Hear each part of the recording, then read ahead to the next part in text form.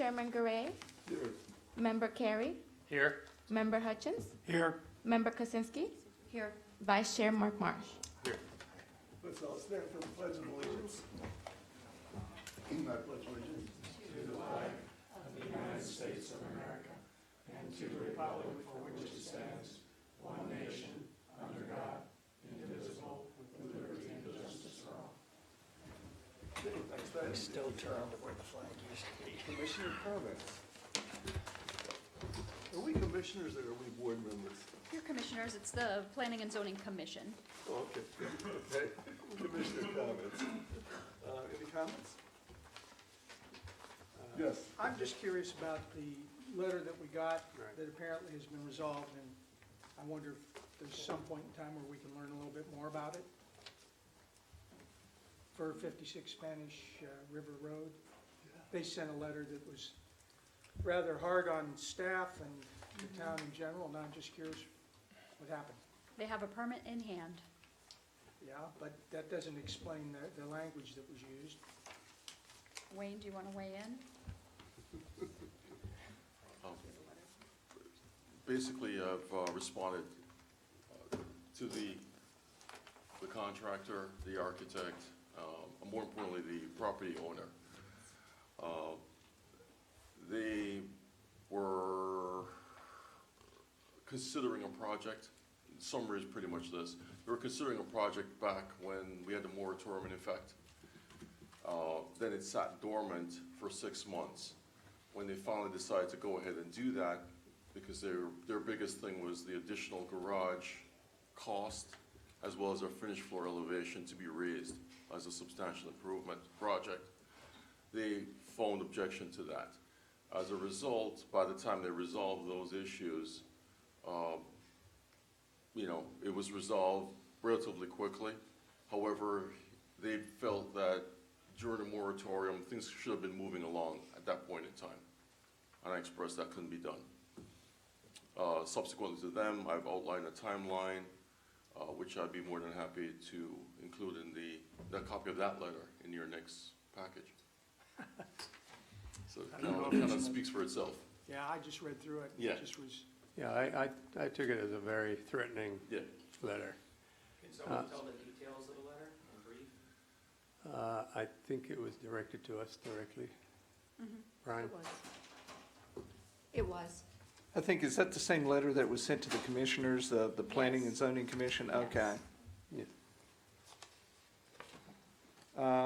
Well, unfortunately, been doing this for a long time, and a lot of times, people, residents or developers, when they, I guess, for lack of a better characterization, don't quite get their way, sometimes they send a letter trying to show how they think they have been, for lack of a better term, I guess, not been treated fairly. I think we as staff have looked at that, and I think Wayne has expressed, his view on that. Here's what's transpired, here's what's been done. And so, from everything that I can tell, it's been handled. It was just their frustration on trying to get something that appears to be what they wanted faster. And there's certain processes and regulations in place that we as the town have to follow. So everyone has to follow that. And that's just a quick, that was my take on it. So, and I think, Wayne, you sent a reply letter, A reply letter that's to been sent them already, as well. explaining everything. Okay. Any other commissioner comments? thank you. Okay, let's move on to the next item, which is the approval of the July 8th, 2019 minutes. Any comments regarding the minutes? I do have a question from staff. It's not a correction, but it's a follow-up on 6260 North Ocean Boulevard that we discussed. And one of the things that was left open was a platted 20-foot setback in the rear of the property, and it said that there would be some looking into that. We did look into that, and I'm trying to think on the 20-foot, that's the 20-foot area on the plat, and what was the question again, I think, could they build into it, and I think. Correct. Where what the plans have to be modified to what the plat says, and the contractor has agreed to that, and so there is no issue going to be So- there. So the plan was modified subsequent to what we were. That is correct. To To meet comply the- with the 20-foot Yes. platted setback. Thank you. Correct. There are no other comments? Is there a motion to approve the minutes? I move. Second? Second. All in favor?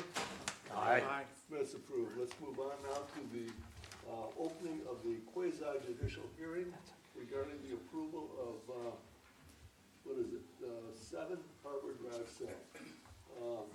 Town attorney calls for any ex parte. Well, actually, if I can, I think, Wayne, did you have a comment? And then I've got a couple other comments on this as well. Subsequent to this meeting, we've met with or previous to this meeting, we've met with the contractor and the property owner. And we've agreed to pull this item from the agenda and respectfully request it be replaced on the September agenda item. I think there were some things that staff had noticed that we needed to get more clarification on. So the reason that this is still on the agenda, even after we spoke to the applicant, was that we had sent out public notice to everyone within 300 feet on this. And so normally what would happen on this, even though we're requesting that the board continue this to a date certain of September the 9th at 8 a.m., is that if there are any members of the public who happen to be here who, for some reason, can't come back on September the 9th at 8 a.m., the board may want to consider letting them speak at this time. Otherwise, everyone is on notice that September the 9th at 8 a.m., that's when this matter will be heard. That's when the applicant will make their presentation, and then the board can make their decision at that time. But we didn't want to get into anything else other than that, because that's when the hearing will actually take place if the board agrees. Thank you, Brian. Are there any members of the public who have come to speak on that item? That can't be here on September the 9th at 8 a.m. Is it the 9th or is it the 14th? It's the 9th, and that's why we want to make sure it's going to be on September the 9th at 8 a.m. We have the commission meeting on the 9th. I know. So that it's on the same. You're going to have a long day. Yes, that's right. So, okay. So if everybody, Can I comment? well, I guess my question is, can you be here on September the 9th at 8? I don't think so. I don't know. Okay. I don't think so. So I would advise if the board wants to let Mr. Brown comment, you can take that into account at the next, when this matter is heard. Pleasure of the board. Will comment? This is just a quick comment. It has nothing really to do with the, Swear in. Terry Brown, Harbor Drive South. Okay, do you swear to tell the truth on this matter today? Yes, I do. Thank you. Well, the thing I wanted to point out to someone somewhere publicly is that when Porter Street was abandoned from A1A to the Intercoastal in 1995, the resolution stipulated that 12 feet of that old road right-of-way, the south 12 feet of the road right-of-way, which should be showing up on all the surveys, was reserved in perpetuity as a utility easement from A1A all the way to the Intercoastal. So it's 12 feet that are there. I didn't see any mention of it when I looked through the documents. I only bring this up because you have the tiered situation with potential water retention and where would it go? Well, and the town also has control of the 25-foot, it actually wasn't an easement, it was owned by the county. In the front of A1A, in the front of that development, there's 25 feet that belong to the county that the county gave to the town to use for any public purpose. So if there's a drainage problem, you can bring a pipe along the 12-foot right-of-way to A1A and have an area where the water can drain. You know this. So I just wanted to bring that up, that I hope that the structure of this house doesn't impair the town's ability to use the 12-foot utility easement, is what it's referred to in the documents. Because where would more than 1 inch of water go? I know the system is supposed to hold 1 inch, but if you have 12 inches, where is it gonna go? You might wanna think about drainage. Thank you. Good. Thank you, Terry. Anybody else? Okay, then let's, Okay, so we'll need a motion Can I to, ask, can we make any comments on or observations? well, I guess is the developer here? Okay. I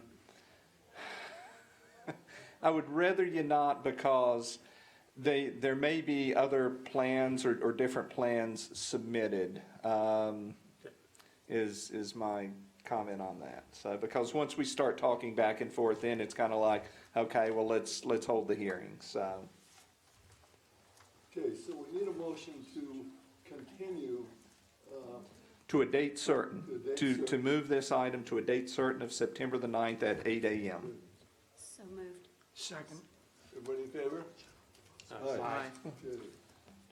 Next item on the agenda is item number 3, discussion regarding required paperwork for the development plan review application process. Staff? Okay, so we, as staff, and especially the building department, is looking for direction from the Planning and Zoning Commission for a list of items that you as a commission would like to see accompany the development plan review applications. We gave you the application along with the sample checklist that we give to the applicants, and hopefully you've had a chance to review that prior to the meeting. Also, just now, we handed out ordinance number 2019-07, which is the ordinance that gives the Planning and Zoning Commission authority over these applications. So we just kind of want to open it up for discussion to see if the board is comfortable with the checklist as it is, or if we need to refine it some more, and if you want to see more documentation. And I know, Brian, you might want to speak in reference to the ordinance as well.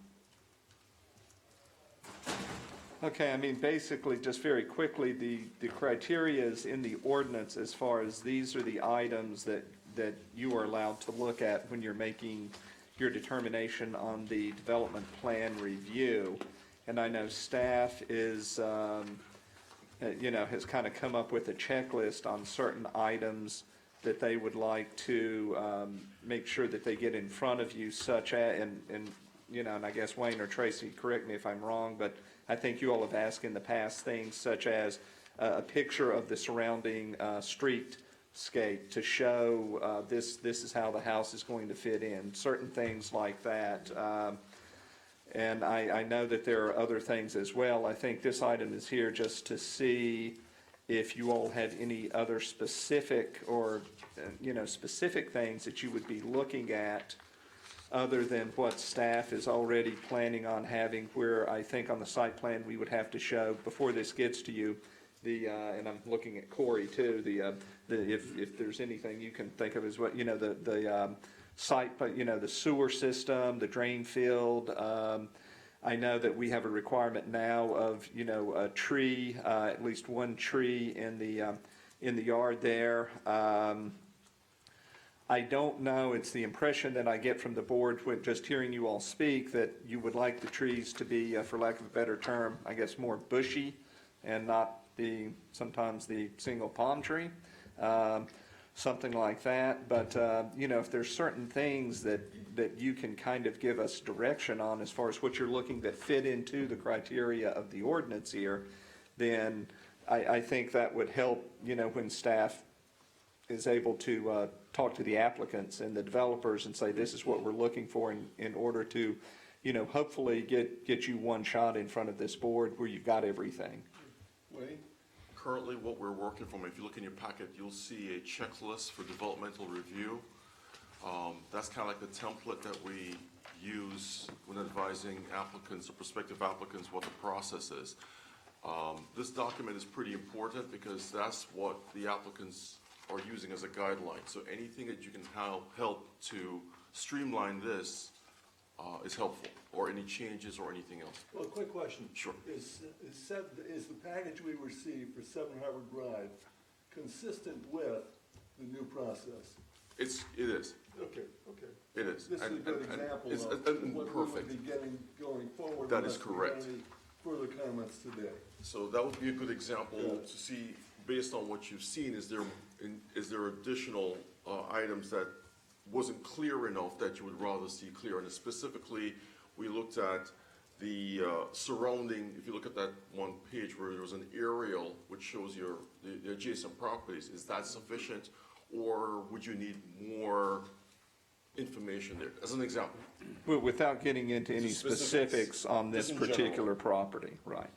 Just in general, as a template of what would be something that the board would be expecting. Yeah, I think it's fine. I'm not one for more detail. I think we've come a long way, and it's well-structured. The only complaint I have, which I seem to repeat every time, is, and Brian just touched on it, was the landscaping submittal in deeming what we expect to see. One canopy tree, a bushy tree, whichever legal term is better, per property seems to be very minimal. These, our lots are not large, but they're substantial compared to other communities. And I think the day of having all palms, which most of our applicants are showing on their landscaping, is a little bit, it's creating a kind of veil of palms in the town rather than, some shade trees. So I think we may have to investigate looking at a minimum of 2 shade trees or something to that effect. That's the only thing I see, because really, some of these palms, I have one on my street that's, I know it's an ordinance, but I'm just saying, I'm just speaking here. I'd be interested to hear if there's any other commissioner to express. Didn't the ordinance call for street, it was like a street tree versus a shade tree or a canopy tree? Yeah, I know, but if you look at No, I agree. I would the like to see a applications we're canopy seeing, tree. if you look, and I'd I like to can't see refer to more. any, obviously, they're just all palms. Can we modify that ordinance? The point is, I think we need to, I mean, you I all may be the certainly only can one. make a recommendation. right, We should. I'd like to hear from the other commissioners as to their concerns or agreements or disagreements. Well, I like palm trees. I love And, palm and, trees. and I appreciate the concept of a canopy tree. I'm just of the opinion that perhaps we're forcing our own taste, whether it's palm trees or canopy trees, on somebody who may have their own preference for their property. There's problems now with palm trees. We've got fatal bronzing or whatever, so that takes out sable palms just the way it takes Thank out God. other trees.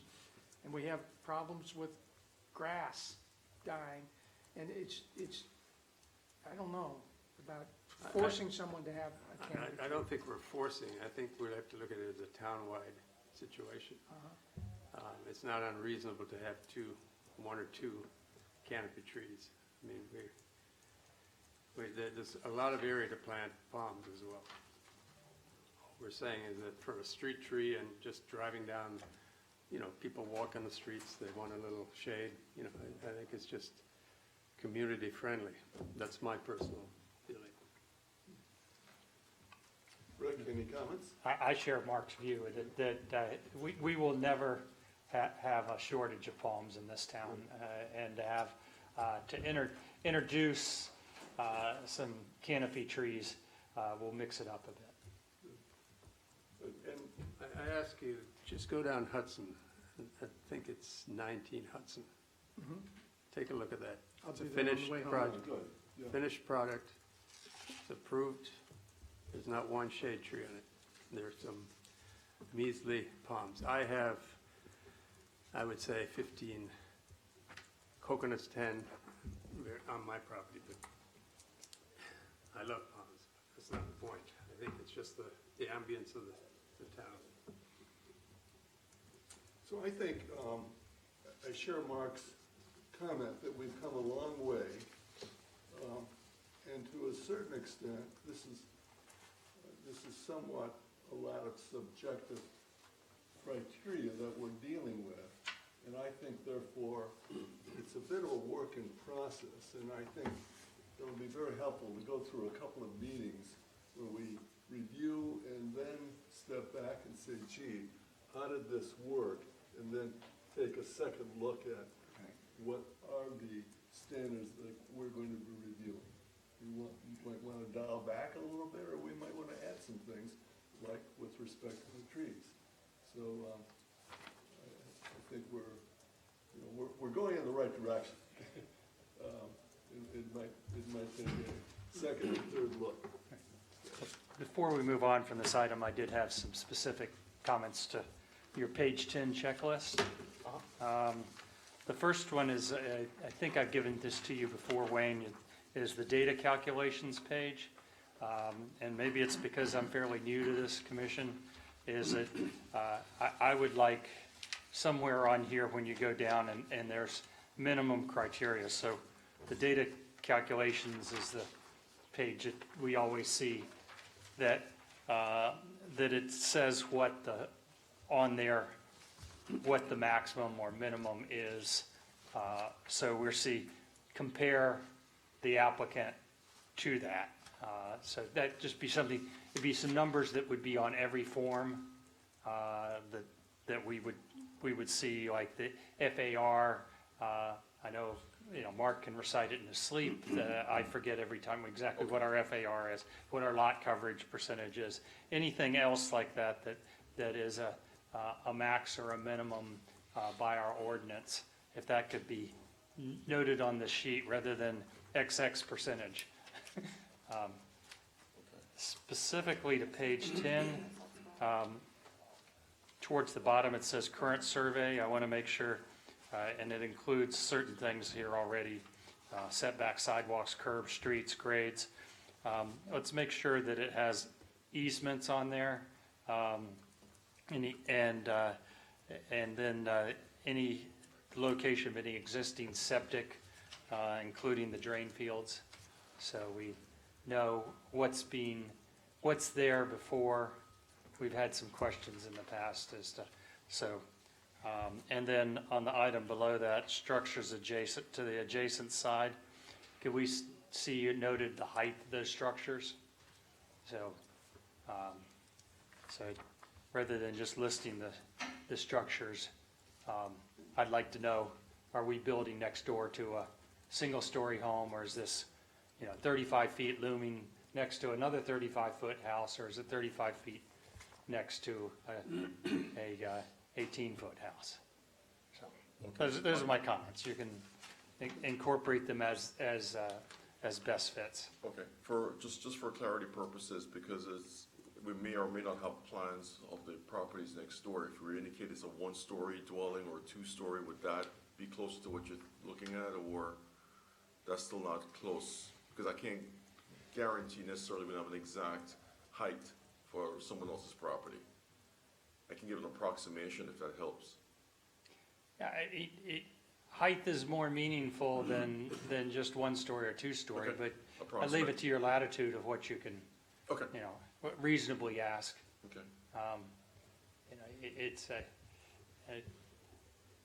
having a visualization, and I think what most of us do is drive by these before we come here, makes a big difference. Is have a sense of the impact it's going to have on the adjacent properties. So what I'm thinking along that same lines would be a photograph of what the street scene would look like as it currently stands, would probably be what you're looking to be in packages. That would help. Pictures better than 1,000 words. Yeah. Thank Sure. you.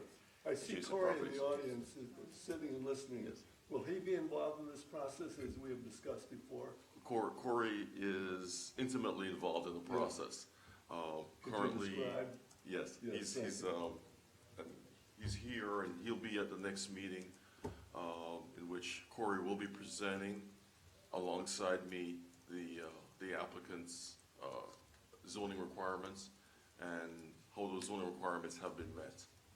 So that's one of the changes that's going to be forthcoming, which I Have think you will all be met helpful. Corey yet? Have you met I have him? not. Let me introduce Corey, you to come on Corey. up. This is Corey O'Gorman, our planner. Good morning. Corey O'Gorman. My company is Place Planning and Design. I'm out of North Palm Beach, and I consult to several communities as well as provide private consulting on planning issues. Thank you. Thank you. Pleasure to Nice to meet meet you. you. Thank you. Nice to meet Good, I've known Corey for many years, and he's a good man. Now, how about Manny and Company? Are they still involved in the process as well? Manny is still involved as well. Manny is geared more towards the smaller projects, and Corey geared more towards the new developments and sizable projects. Will Corey be reviewing the aesthetics as they relate to the checklist, or merely the objective standards that we already have in our ordinances? No, he's going through the complete package. He's going through everything on that data calculation sheet. And will make comments We'll make comments and ahead then, of time, yes. before. before it even gets to you guys. Everything is done. Part of the process has been staff working with Corey and the applicant to iron out a lot of these issues before it gets to you. Part of Corey's presence here and in this process is to make sure that a cleaner, as many questions are answered, anticipated questions are answered prior to these meetings. And this will still be a quasi-judicial process? Yes. Yes. Yes, got it, thank you.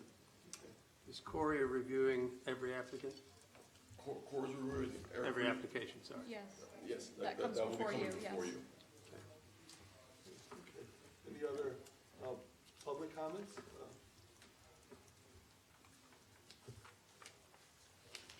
Don Magruder, 9 Ridge Boulevard. I have 2 questions.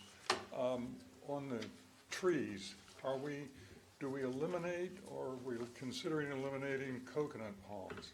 Are they part of what we're considering? Because, I mean, we just passed an ordinance that said they need to be trimmed. So if we kind of eliminated coconut palms from being planted down the road, I think that would help us, but it's just a question. No, on the my part. intention's not to discourage or, prohibit coconuts You can't do that In the right of way, maybe. in the right of way. in the right of way, but I not on think private property. you can't dictate that. Okay. And then to Rick's comment on height of the buildings on left or right or whatnot, I think when we originally started this process, we talked about having photographs of the properties to the left, right, and across the street, which would answer your question as to what the height was. I mean, it would give you a better concept of what the property going in is going to look like compared to the properties left, right, and across the street. Excellent. Let me just jump on that because I'm trying to discourage it. Most municipalities have the architect or the applicant, present a streetscape, which is just a black and white silhouette. But as Wayne mentioned, it's not easy to always find historical reference of built properties. So it's a little bit of a burden on the applicant. But that's the normal way that it's done. I think Corey will agree with that. Just on the point of coconuts, and this is the last comment. Most towns, again, they classify 3 palms for 1 shade tree.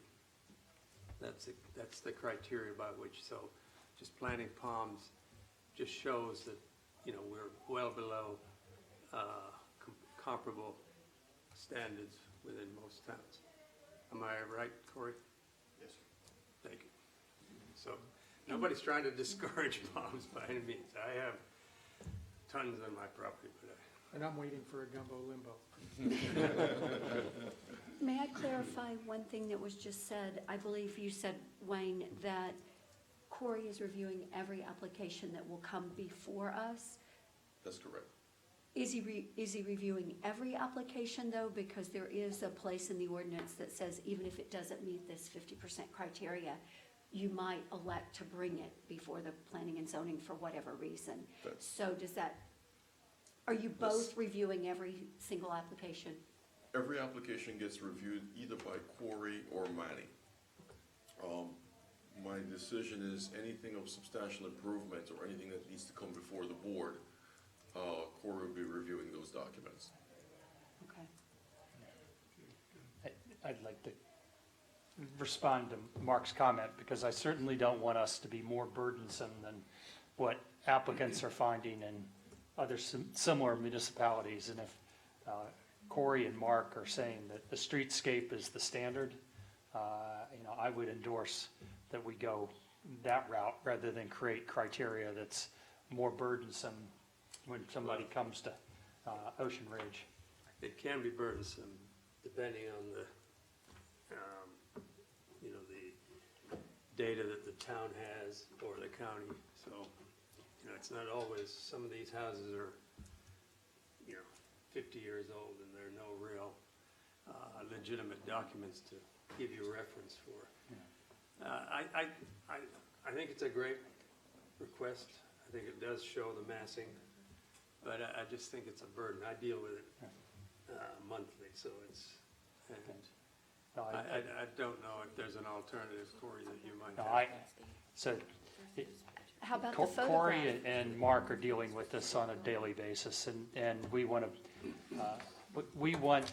the process for an applicant coming to before Ocean Ridge to be straightforward, understandable, processed in a reasonable period of time, while at the same time achieving our goals at the town. So we want the balance in that.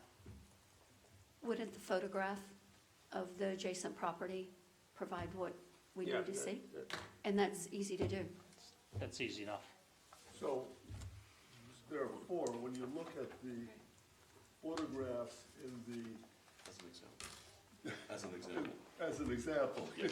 in this other package, if I can say it that way, I thought to myself that they didn't give me a sufficient feel for what was going on, and therefore, like probably all of us, I went out and looked at the site. Okay. And that's the only way I got a feel for really what's happening. So, therefore, should we require photographs that are more descriptive than these photographs that are in this other package? That can be done. Well, these are all aerials, so it's hard to Yeah, get perspective from an aerial. Google Earth, So, you can actually go down A and street look at scene the, of Yeah. what it looks like. I'll incorporate it into the checklist. Good. We're gonna put that in the checklist. So there's a consensus that we'd like to see the photos of the house to the left, to the right, and across the street. Street level, is that what we're looking at? Yeah. Yeah, but no substitute for going out and looking. May I make one comment about the package, which, is that okay? Well, In general. The general, well, of course, that's what I meant to say. I thought it was terrific. Last time, we all complained that we were given something that looked like a world map in size, and we're all struggling to look through it. However, the reduction on this is a challenge even when you have magnifying glass. The fidelity's good, so I suppose we could stay with this, and the large copy is available here in town.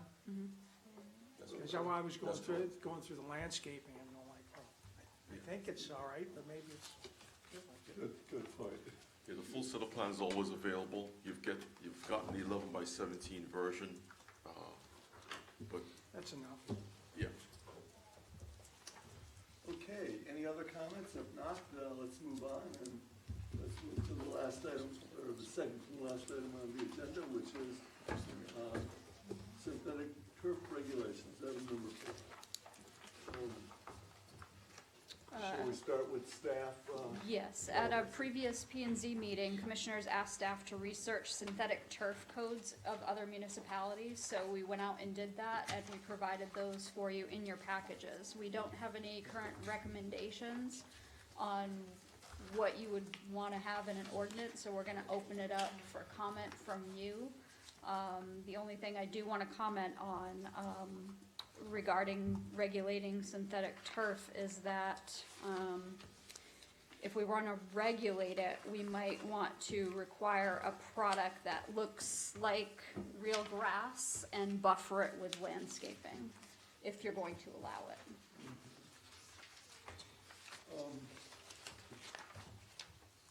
I noticed that, unless I missed it, there was nothing in here about Palm Beach. Mark had some comments at the last meeting regarding the town of Palm Beach requirements regarding artificial turf. I'm wondering if maybe you could bring us up to date on that, Mark, just as a, Yeah, it is becoming more popular even in Palm Beach, which is, seems to be the standard by what everybody uses. I think there's a move to allow it no more than 25%, and it has to be in the rear yard. yes. So it can be screened from view. I mean, it does exist. But I think some criteria by which, and again, Corey may be able to help us here, by which we regulate. It sounds horrible. I hate that word. Yeah, I know. Yes, yes. Allow. Yeah, But I think, you know, it's here to stay, but I think we gotta somehow keep a lid on it. I think in the rear yard or backyard, I personally don't see a problem. Front and side, Would it be okay to, if, like where you have the squares for driveways with a? yeah, if it's used as a grass So- inlay within a paver pattern, that's practical.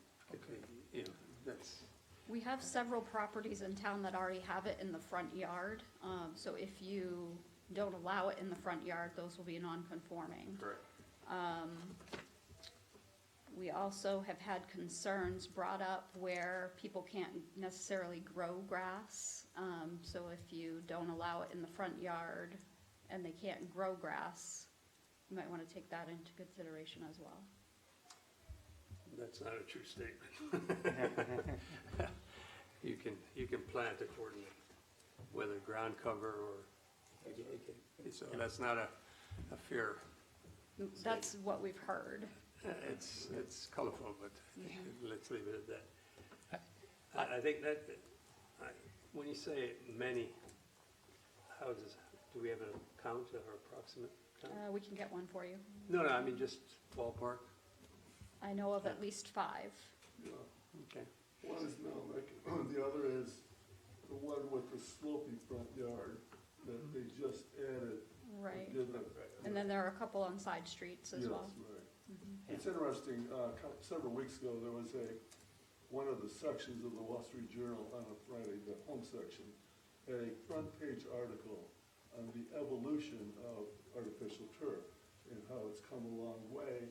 And the point was made as, in some of the information you provided us, there's artificial turf and then there's artificial turf. Right. And we need to be careful that if we're going to allow it even in the backyard, we specify that it's the better of the artificial turf types. Yeah, that's where it gets hard to monitor, is there, I'm sure there are many, maybe dozens of types of, synthetic grass. It also, the impervious issue has to be addressed as well. Definitely. So, I have some real concerns. Definitely, and I didn't see an ordinance of any that you presented that allowed them No. in the front yards. These were purely for backyard use. But what you read in these ordinances starts to give me pause. I'm looking at town of Lantanas, and they seems to be a great concern about what happens after a few years. And I think that's what we have to be thinking about. It talks about disrepair, fading, that it has to be brought back to looking more like natural grass, that it blends. It also talks about the problems of, this would be more of a front yard problem, but it can be a rear yard problem of access to public utilities and how you can't just go out there and dig a hole in it. The cleaning, brushing, debris removal, how it impacts trees. there's a lot of things that look like, oh, they're putting in here requirements, but how do you police these requirements in somebody's backyard? Grass is infinitely renewable.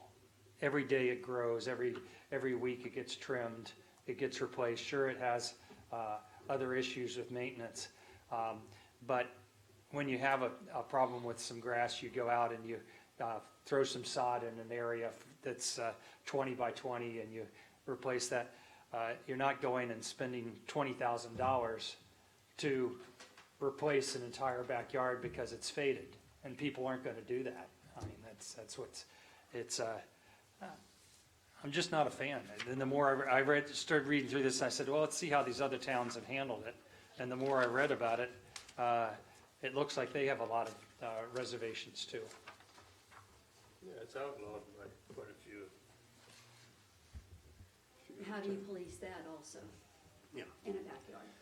and that's what happened in Palm Beach. They just snuck in the backyard and then they kind of said, okay, we I'm a give up. proponent of it being used, as you say, inlaid in between pavers, because that's always an issue, whether it's stone, whatever it is. Right.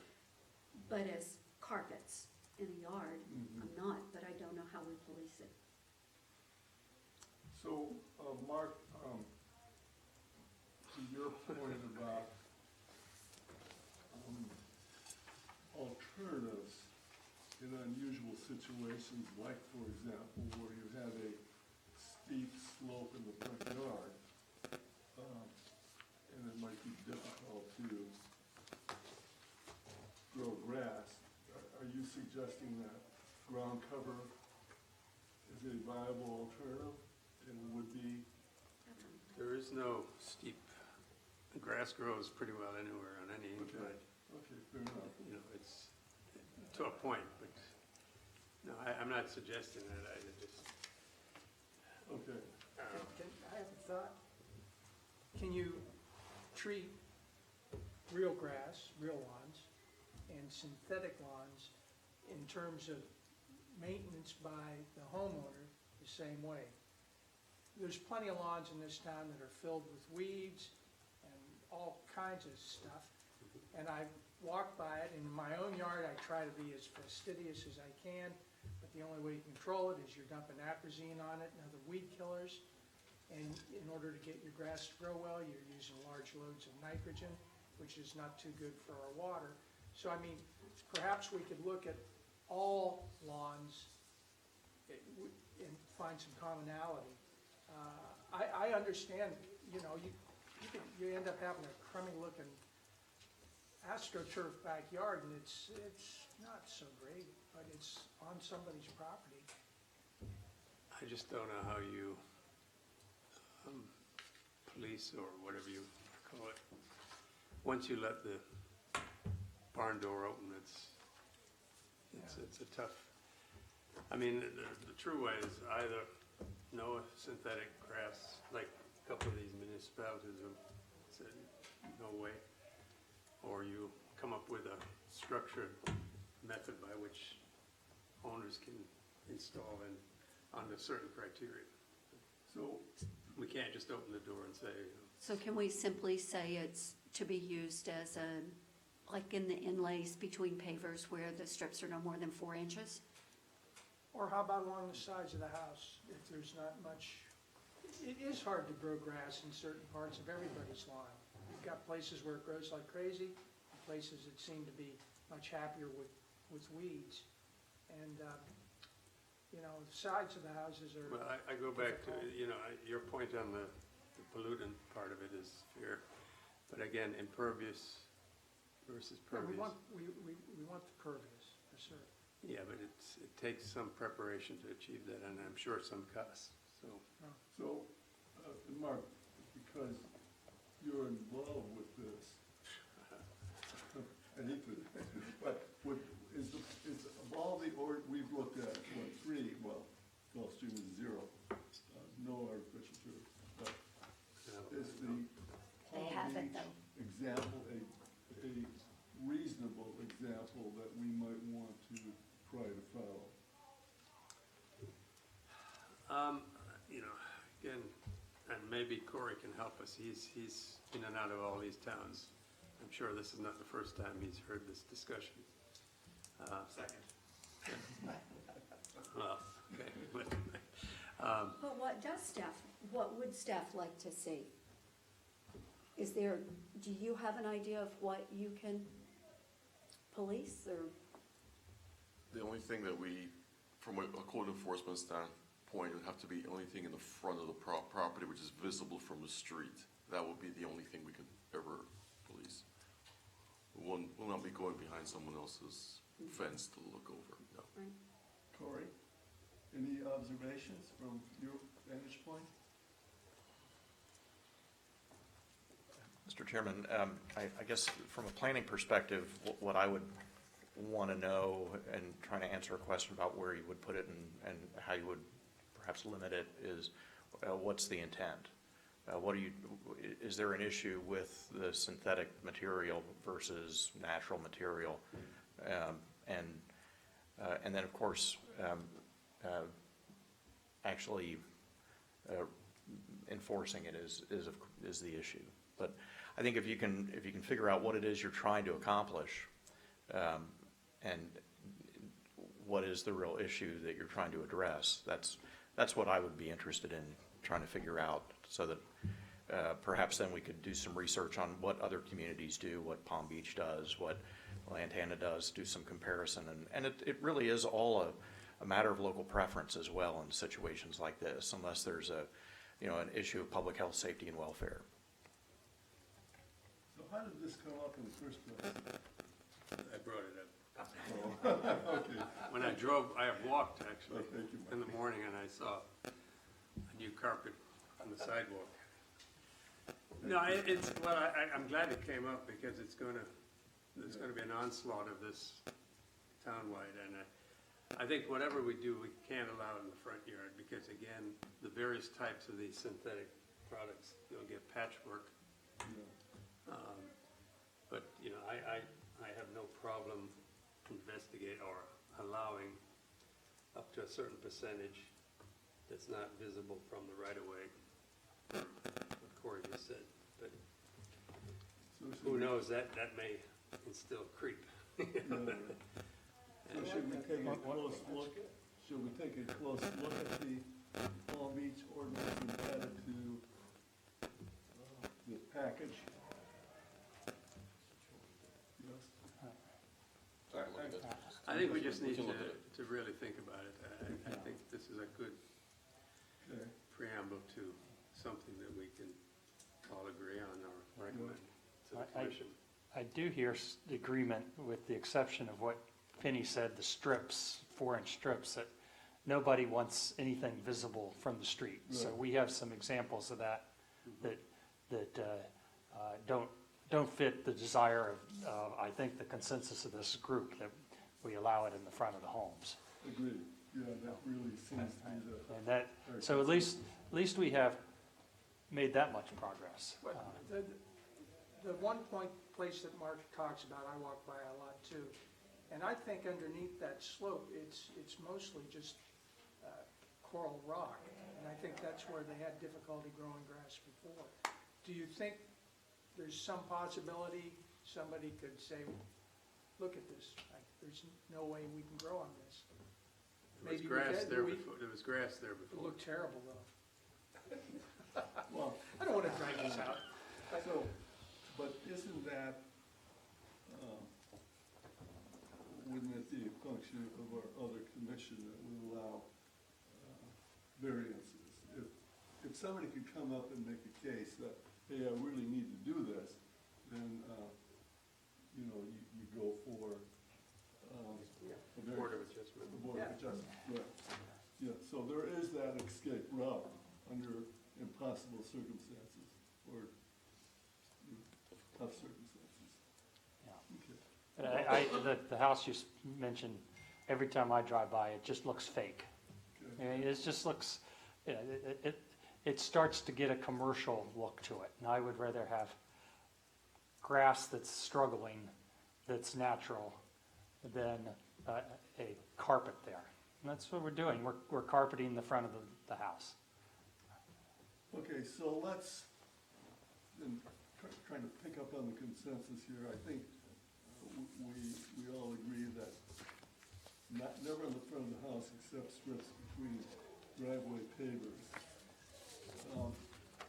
And other than that, I don't think we're ready to make a hard recommendation to. Can I just bring up something in my house is a perfect example. So I would use it in 4-inch strips in my driveway.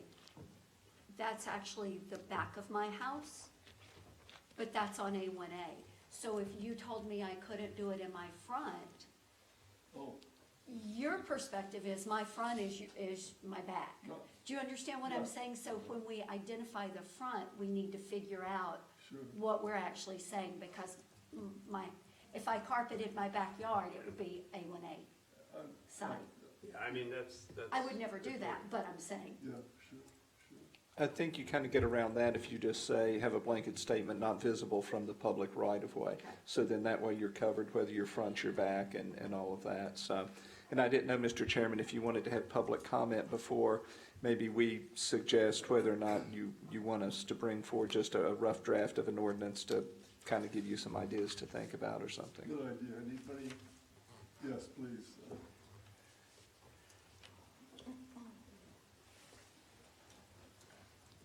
Morning. Martin Bischolik, 5 Angle. I want to, in general, I mean, I hear all the negative comments about it and the thoughts about what you don't want to see. Synthetic turf has a very positive effect, and I want to make sure that you take that also into consideration. And I agree with all of the negative that has been said here. It's something that should be considered. It definitely is something that should be regulated. But think also about the positive effects that synthetic turf has. If it is permeable, it is a fantastic thing where you can keep something looking nice in areas. This one house here down the street on A1A is one of those examples. The grass there was horrible. It was very, very bad. They could never actually maintain it, and I know the sprinklers were working there constantly because I walk by there almost every day, and they just couldn't grow anything there. So this would be like one of those perfect examples where this actually works. As long as it is permeable, water can seep through it, it's a great alternative to it. It doesn't need watering, it doesn't need sprinklers to maintain it in our dry season. During the dry season, the amount of water that we use to keep our lawns green is intense. Lawns is one of the biggest suckers of water when it comes to sprinkler systems. Synthetic turf does not need that.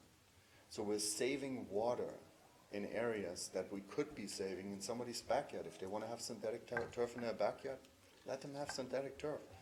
If they don't want to maintain it and they want to look at an old synthetic carpet, that's their problem. It's not our problem.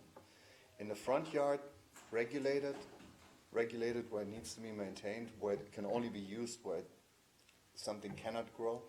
But there is a lot of positive aspects to synthetic turf. Keep that in consideration. It's, as far as the environment is concerned, actually is one of those positive things. They're using it in California now everywhere because of the water shortages. It's mandatory in some places, and I think Phoenix and Scottsdale are making it mandatory. If you want to have something grassy out there, you cannot put actual grass, you can only put synthetic. So keep that in mind when you're making these decisions. And that was the point of the Wall Street Journal article. There's a time and place for it. Right. Terry? Terry Brown, Harbor Drive South. I've been here a long time, 28 years, and one of the things that attracted me to the town was that there was nature all around.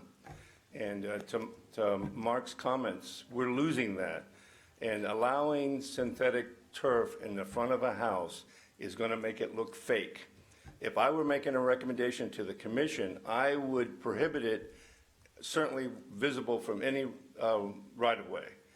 And there are plenty of natural products that you can grow that are not grass, that are ground cover. I have a grass called basket grass that grows in my lawn, requires virtually no water. It doesn't require any maintenance, and it looks beautiful. Drive by there and look at it, and you'll see that there are plenty of other natural and other non-native species of ground cover that will grow fine without much water. But if we're talking about keeping the natural look of the town and not losing that feel that you have in Ocean Ridge, you don't need artificial turf anywhere that's visible. Thank you. Thank you, Terry. Anybody else? Okay, so based on all of this discussion, is it the consensus of the board that we would like to direct our legal counsel and staff to draft an ordinance consistent with the major points that have been made here today, including in particular the major point, never in the front yard?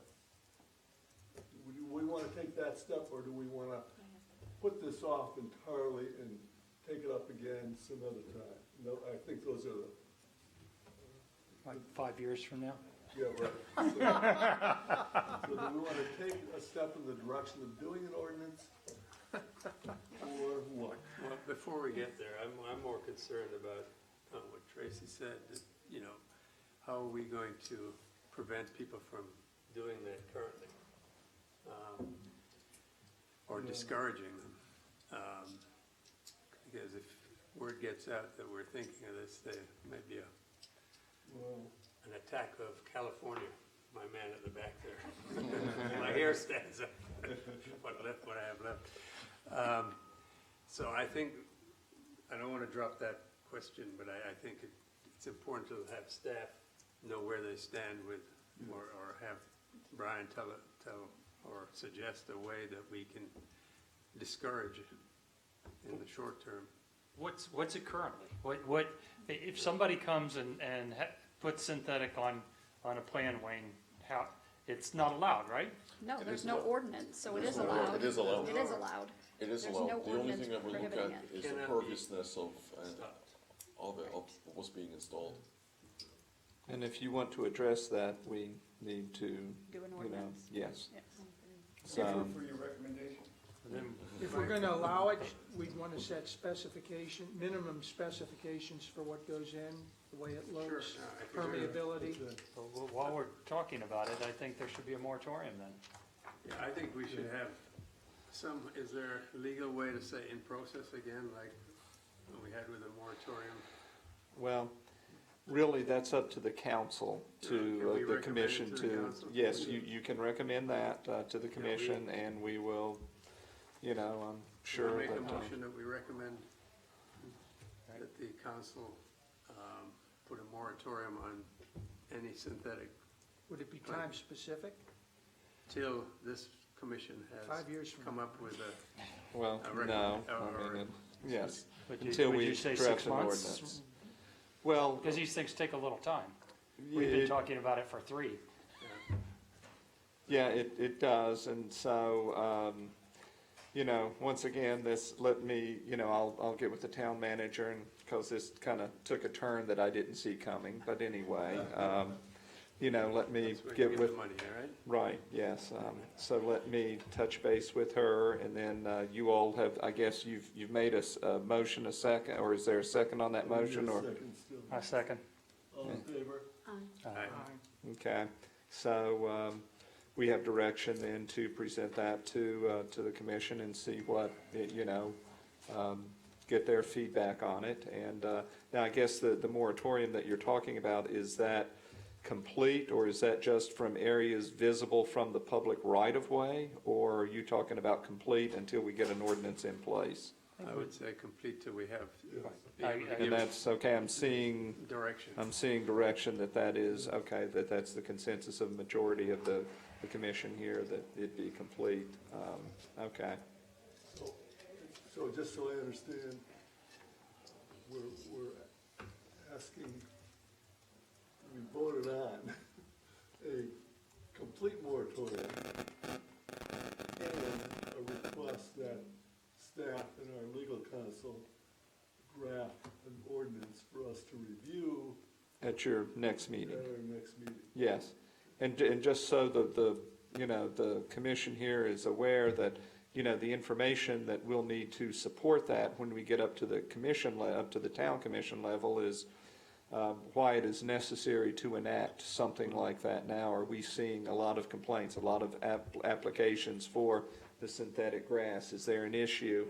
And so those are the things that we'll have to look at in order to support a moratorium on that. So And may I ask if just want to. staff has a sense of the direction that we're going in with our public and our commission comments?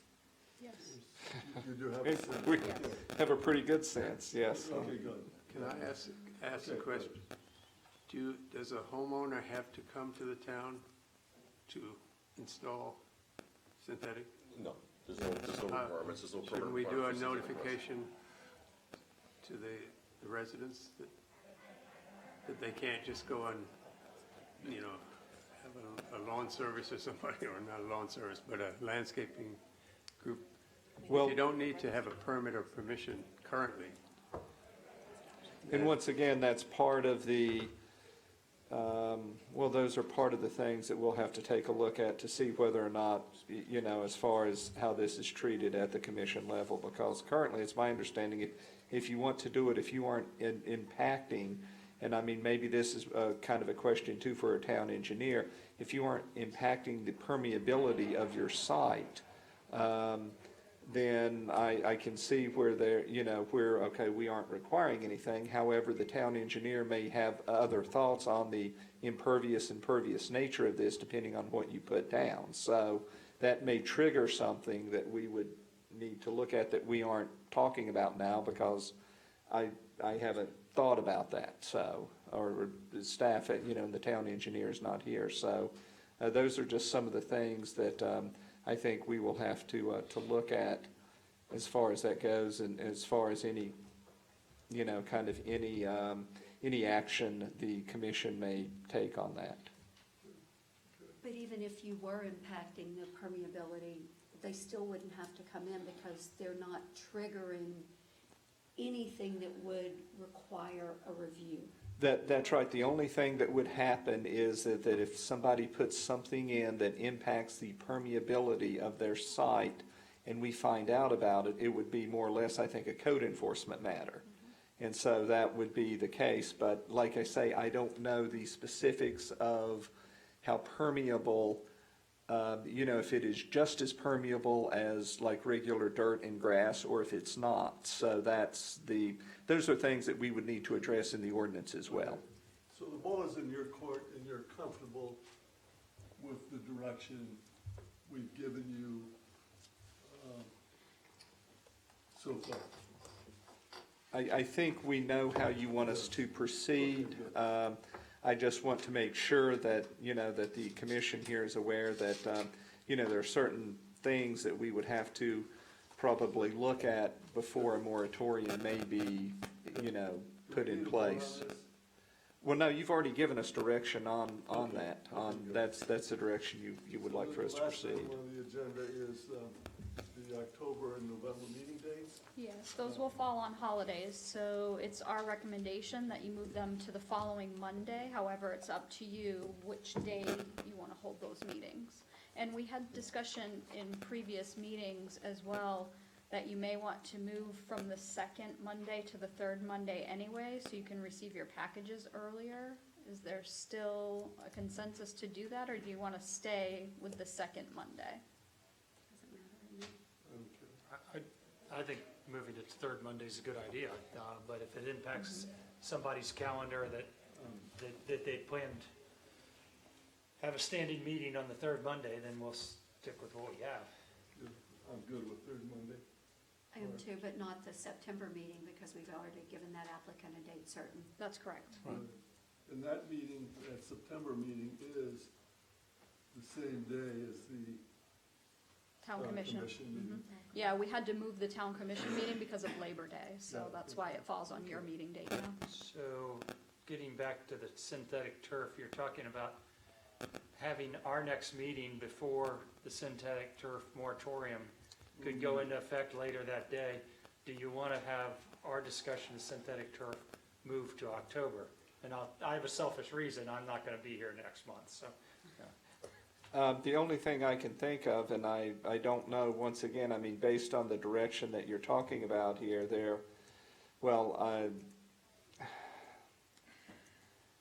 you know, what we as staff could do is, and this is really a decision, you know, town manager, and as far as if we have an ordinance that we think is pretty close to something that you may like, you know, there's a possibility we can say, okay, look, it's going to be here in front of you for a recommendation. It'll be on first reading that night in front of the commission to get it moving faster, and do something like that, where we can always make minor modifications to it before second reading, but that gets it going a lot faster than, you know, than waiting another month going in October for first reading.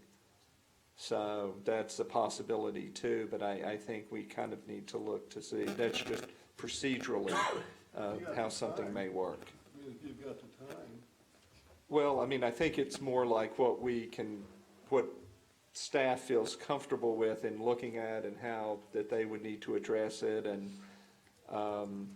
I doubt it would be ready for first reading for the commission in September, just because we have to work through it and then take any comments from the P and Z. okay, all right. Can I make one I'm- comment? I'm sorry, I'm just saying that if the moratorium thing doesn't really play out, then that's the reason that was the only reason I was just bringing that up, okay? So, Regards changing the meeting Monday, perhaps we should look at months where that might run afoul of other things. Christmas, Thanksgiving, we're talking about getting into the third week, so it'll be close to that. There's probably President's Day or something.